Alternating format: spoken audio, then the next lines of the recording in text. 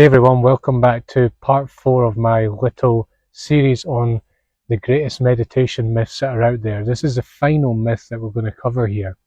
And this myth is that meditation is about sitting down quietly. This is a Deep Psychology podcast. I'm Ross Edwards, author, coach, podcaster, and avid practitioner and teacher of psychology and spirituality. In listening to this podcast, you're part of the worldwide deep psychology community of tens of thousands of people undertaking profound personal transformation. You can find me on Spotify and Apple, where I release new episodes every Thursday. If you dig what I do and want to help the show grow, share this with a friend and leave a review. You can also go deeper with this work by training with me at deep-psychology.com. Let's get started.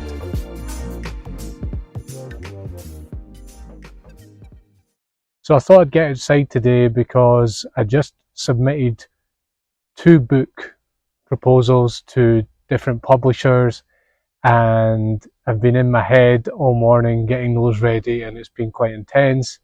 And it's also very pleasant here in Spain. There might be some insects that you can hear because, after all, in Spain there's an abundance of wildlife at this time of year.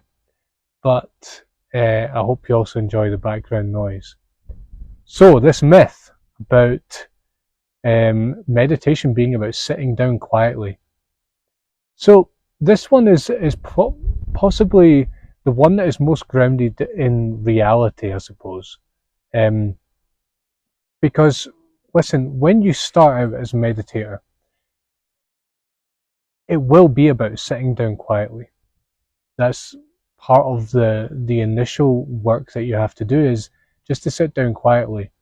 And it's going to be difficult. It's going to be hard to maintain concentration. You might feel antsy, you might feel uncomfortable. The act of sitting still for a while might not be very familiar to you.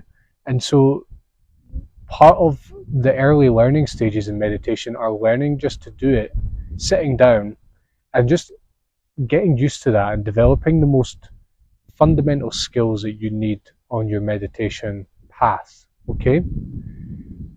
And listen, if you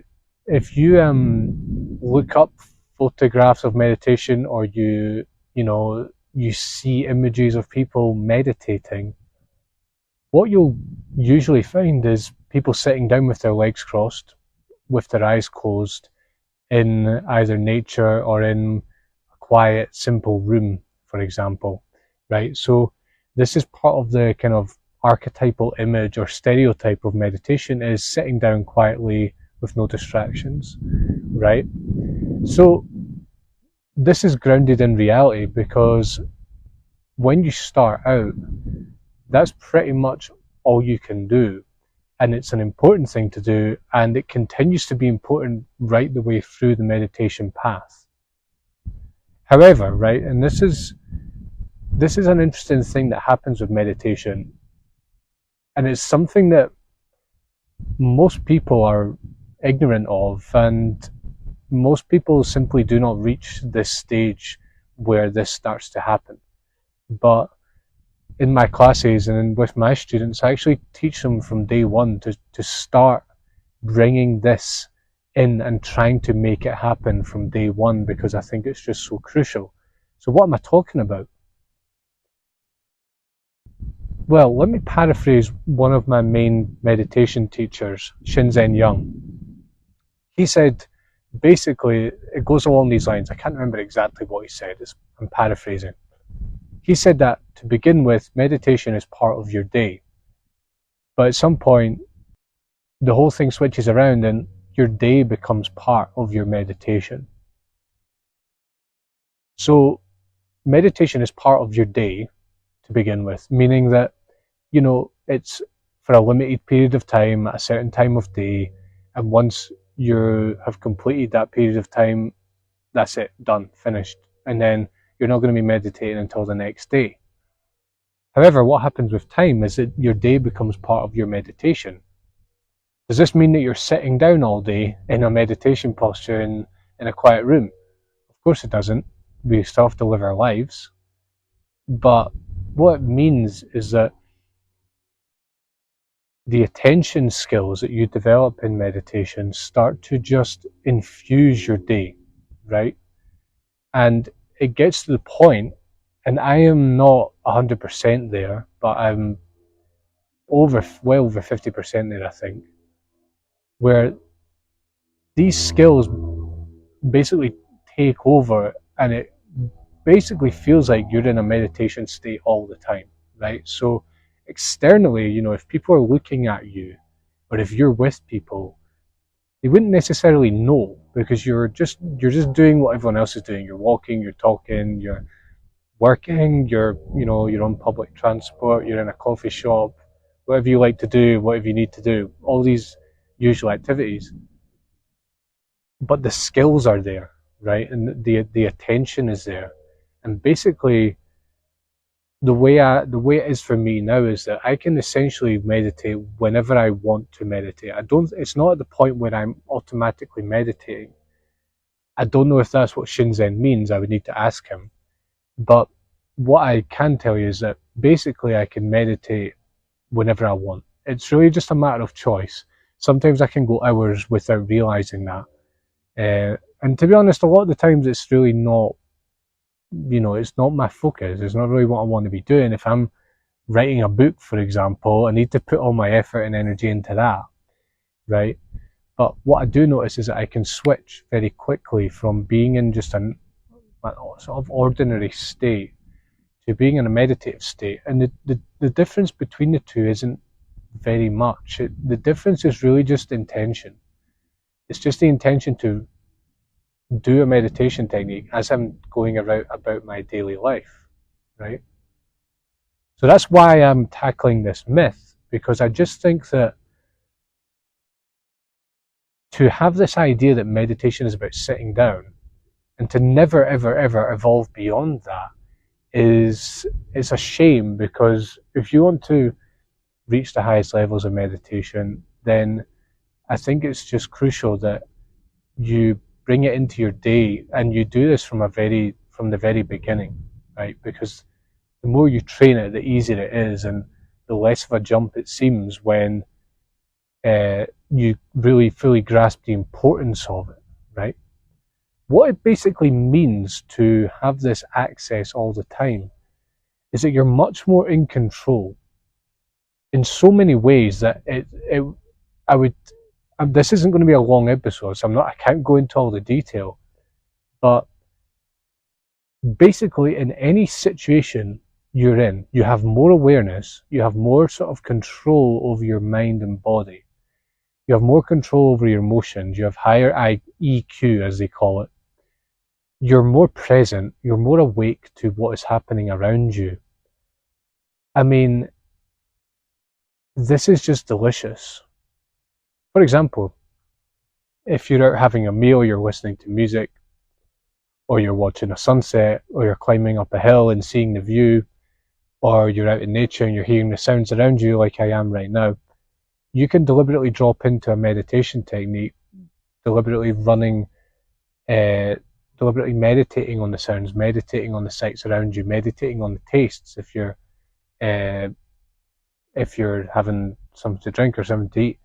And it just enhances the whole thing so much, and the fulfillment you derive from it is so much more than if you are not in a meditative state, and further than that, if you've never meditated in your life. It's true that there is when you're a meditator, especially if you've been doing it for a few years, your actual baseline level of attention is higher than the average person, and this has been verified by it from sort of different angles, including from the neuroscientific angle.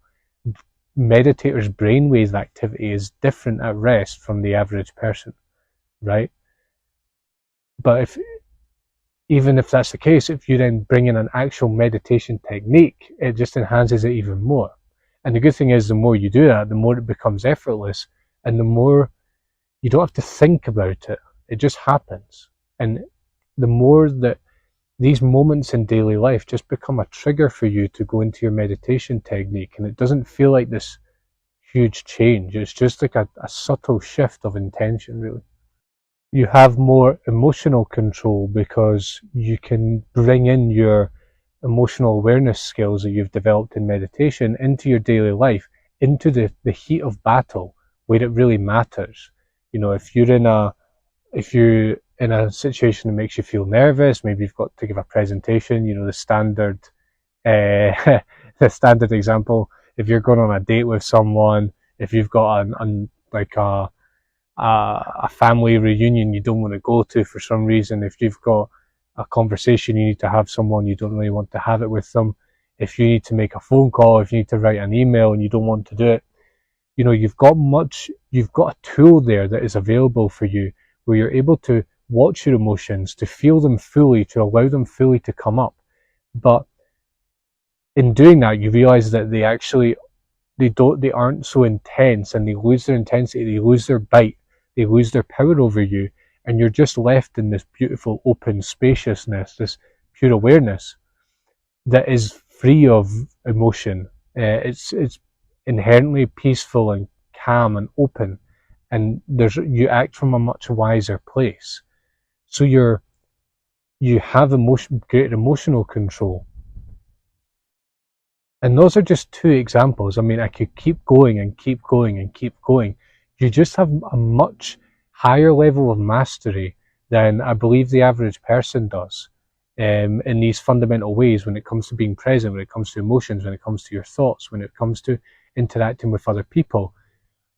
It's just really powerful and invaluable. And I've written several articles about this. You're welcome to have a look, and you're welcome to search through the earlier podcast episodes to find me talking about this stuff more.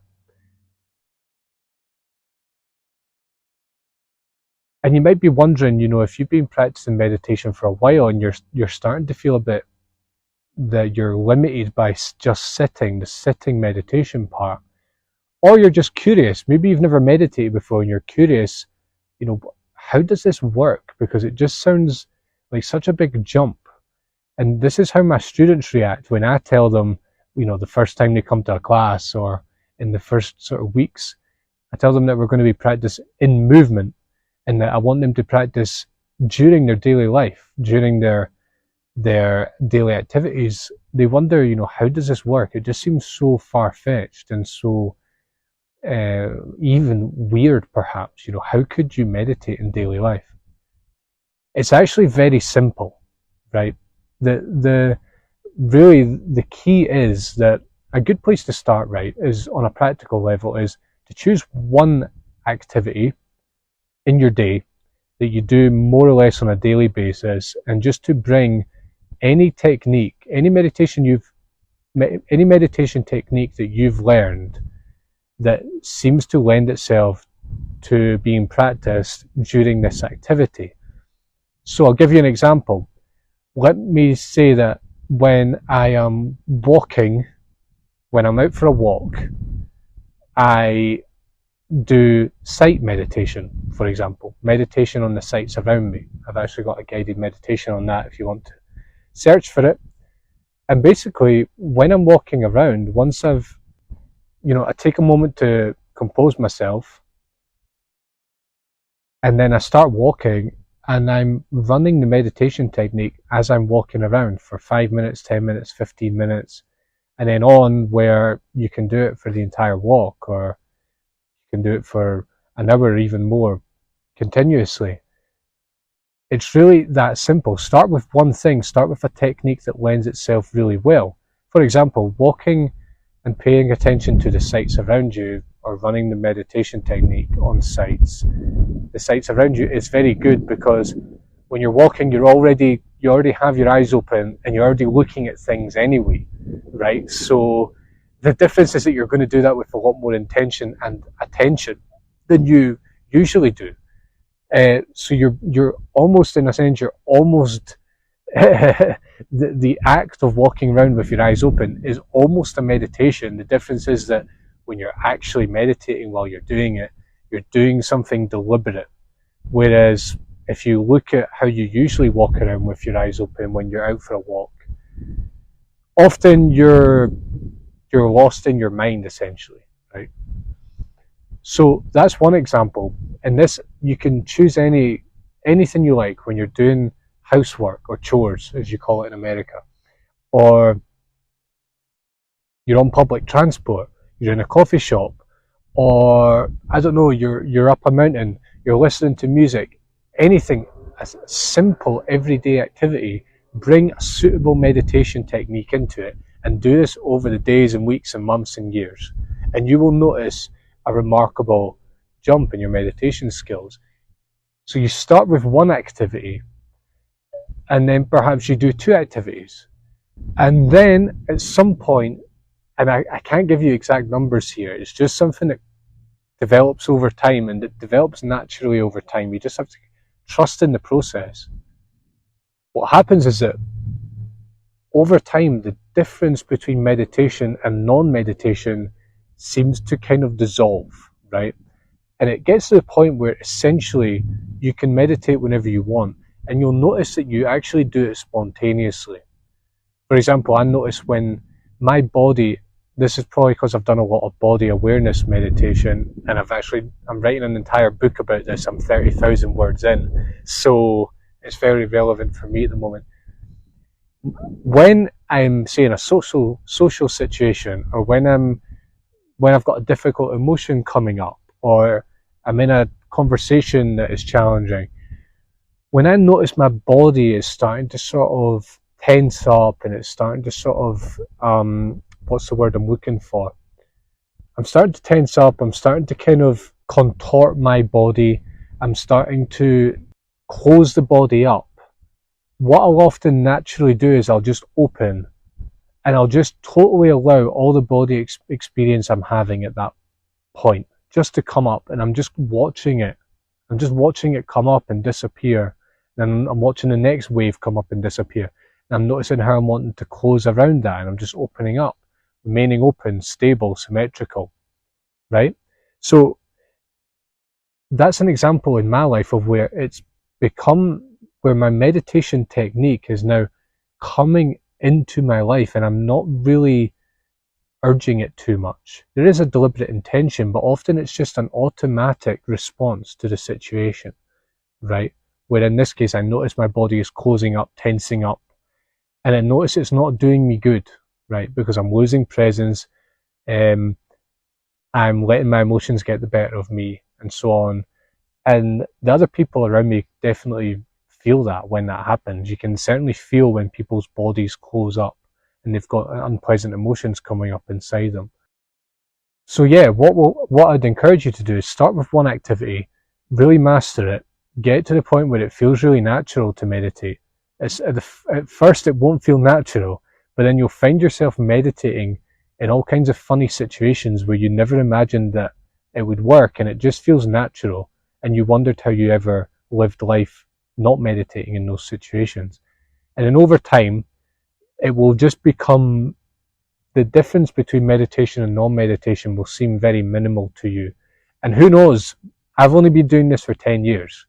I mean, it's quite a long time, but imagine another 10 years, another 20 years, another 25 years, 30 years, right? And I'll keep reporting to you if, as I'm progressing on this path, how that goes. But for me right now, it's really, I can switch in very quickly, right? And I wouldn't have been able to do that without all my training. So again, that myth is based on reality. We need sitting meditation. We need to do it in stillness, and I still do it in stillness every day, right? So we need that, but we don't want to be limited to that, especially if we want to reach really high levels of meditative awareness and insight. We really need to bring it into our day-to-day. At some point you have to bite the bullet and say, I need to do this, even though it seems tough. It's like a rite of passage. Once you've gone through the rite of passage, you'll look back and you'll think, why did I not do it sooner? And how did I live my entire life not doing this? Because it just seems like the right way to go about life, essentially. So, listen, that brings to an end my little series on meditation myths. There's been 4 episodes this week. Really recommend you go back and listen to the other 3 if you haven't listened to them already. join my meditation group in September. I'd really love to see you there. And join me in August, because I'm going to be doing 31 episodes in 31 days. This feels like a bit of a rite of passage to me. I'm quite apprehensive about it, but I want to give you sort of 31 days of like nuggets of wisdom, let's say. That's how I'm going to approach it and structure it.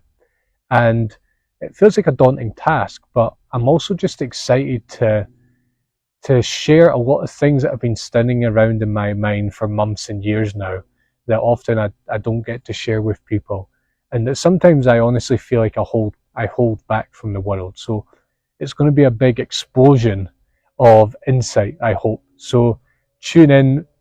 I'll have episodes in the meantime, but starting Friday 1st of August, 31 episodes, 31 days. Make sure to subscribe to the channel on Spotify or Apple so that you're getting the latest episodes.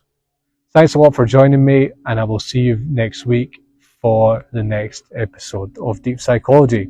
Thanks for listening. If you liked this episode, please leave a review and share with a friend. And if you'd like to go deeper, head to deep-psychology.com to join my training. Thanks for joining me, and I'll see you soon.